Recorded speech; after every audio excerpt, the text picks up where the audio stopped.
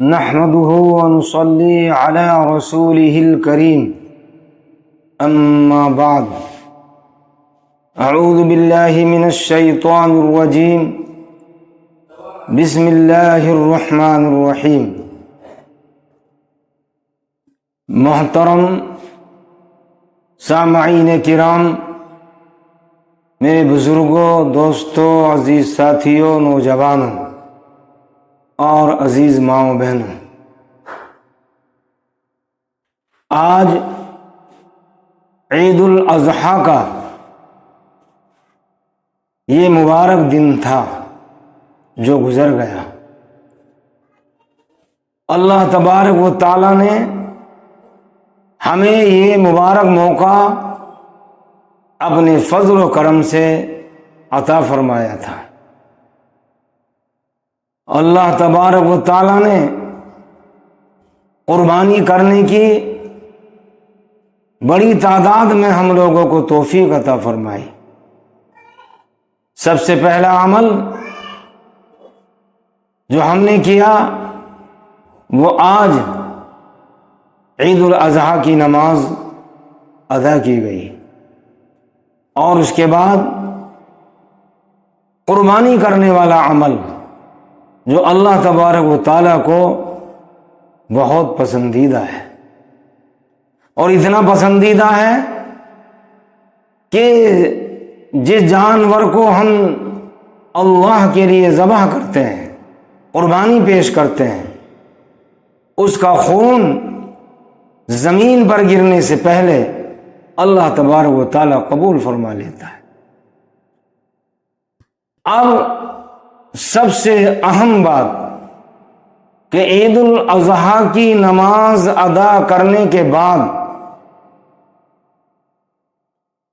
اپنے عزیز و اقارب، دوست احباب، متعلقین، محبین کو لوگ مبارکباد پیش کرتے ہیں۔ تو مبارکباد پیش کرنے کا مسنون طریقہ کیا ہے؟ حدیث نبوی صلی اللہ علیہ وسلم سے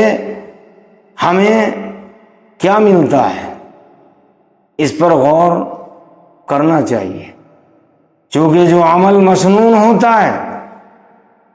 اس عمل کے کرنے سے ثواب ملتا ہے، اور جو عمل غیر مسنون ہو تو وہ عمل رسمی رواجی ہو جاتا ہے۔ تو اللہ کے رسول علیہ السلام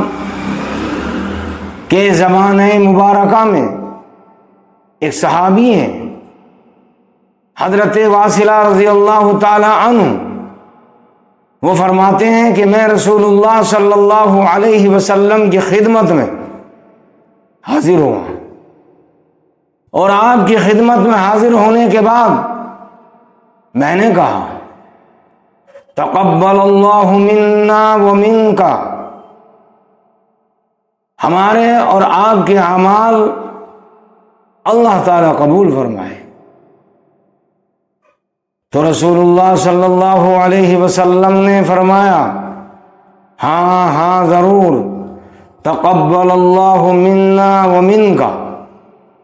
اللہ تبارک و تعالی ہمارے اور آپ کے نیک اعمال قبول فرمائے۔ یہ بہترین انداز مبارکباد پیش کرنے کا ہے، چونکہ مومن کا ہر عمل، ہر کام صرف اللہ تعالیٰ کے لیے ہوتا ہے، اس کی بارگاہ میں جو پیش کیا جاتا ہے صرف اس کی رضامندی کے لیے ہوتا ہے۔ مومن کا تو کوئی مقصد ہوتا ہی نہیں۔ ہم نے عید الاضحیٰ کی نماز کے بعد جو قربانیاں پیش کی ہیں اور اس کا گوشت جو تقسیم کیا ہے، یہ کوشش کی گئی ہے کہ ہر شخص،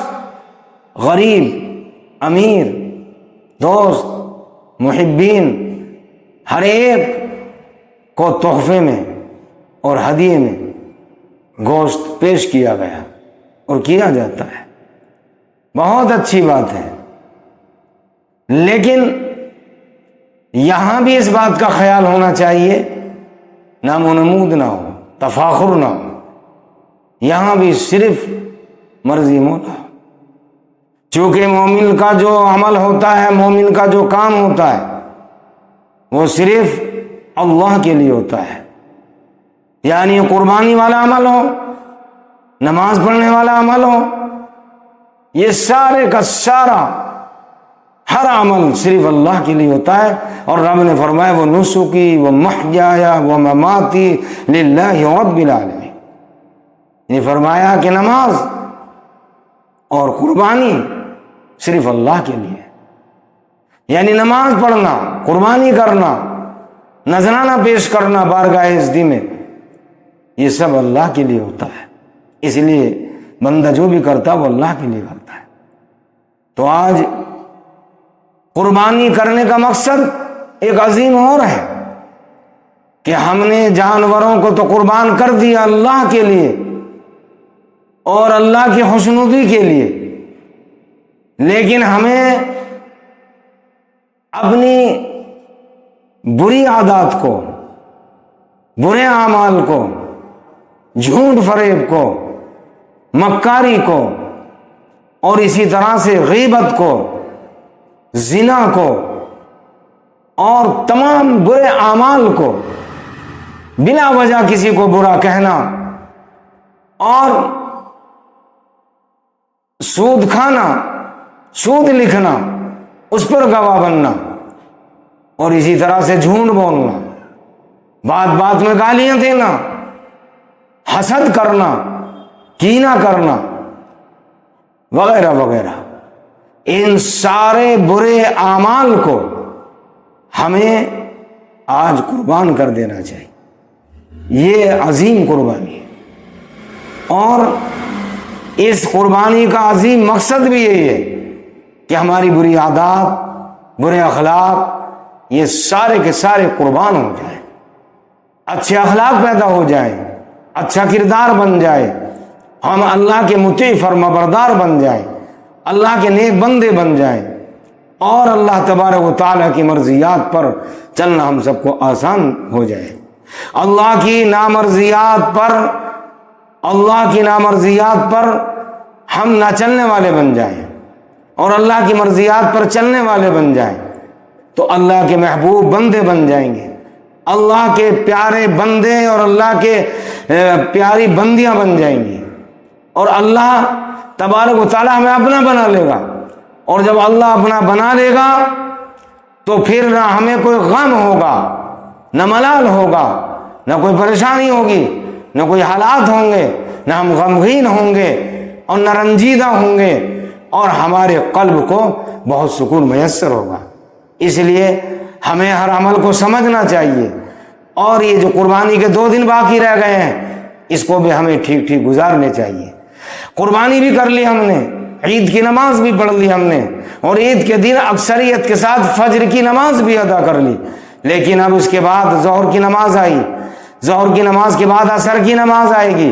عصر کے بعد مغربی عشاء آئے گی، پھر اسی طرح کا 3 دن جو ایام قربانی کے ہیں، یا اس کے بعد پھر چوتھا دن ہے۔ یہ سارے کے سارے جو ایام تشریق ہیں، ہم جو ایام تشریق والے عمل ہیں، اور اللہ اکبر لا الہ الا اللہ واللہ اکبر وللہ الحمد ہر نماز کے بعد مرد بلند آواز سے پڑھتے ہیں، اور عورتوں کے لیے حکم ہے کہ وہ آہستہ سے پڑھیں، یہ عمل سارے کا سارا ہمارا ترک ہو جاتا ہے، ہمیں پرواہ بھی نہیں ہوتی۔ اب عید الاضحیٰ کی قربانی کرنے کے بعد، اس سے فارغ ہونے کے بعد ہم آرام کرنے لگتے ہیں، اور اتنا آرام کرتے ہیں کہ فجر کی بھی خبر نہیں ہو، ظہر کی بھی ہمیں خبر نہیں ہوتی، ظہر کی نماز بڑی تعداد میں فوت ہو جاتی ہے، عصر کی فوت ہو جاتی ہے، اور پھر اگلا دن جب آتا ہے اس میں کوتاہی ہونے لگتی ہے، تیسرا دن آتا ہے اس میں کوتاہی ہونے لگتی ہے، چوتھا دن آتا ہے تو پتہ ہی نہیں چلتا ہے، مسجدیں خالی ہو جاتی ہیں۔ اس لیے مرد حضرات معمولات پر اپنے مساجد میں جو انہیں اللہ نے آنے کو حکم دیا ہے اس پر پابند رہیں، اور اپنی نفسانی خواہشات کو قربان کر دیں، پھر دیکھنا کہ کیا زندگیوں میں لطف آئے گا اور کیا مزہ آئے گا۔ اللہ ہم سب کو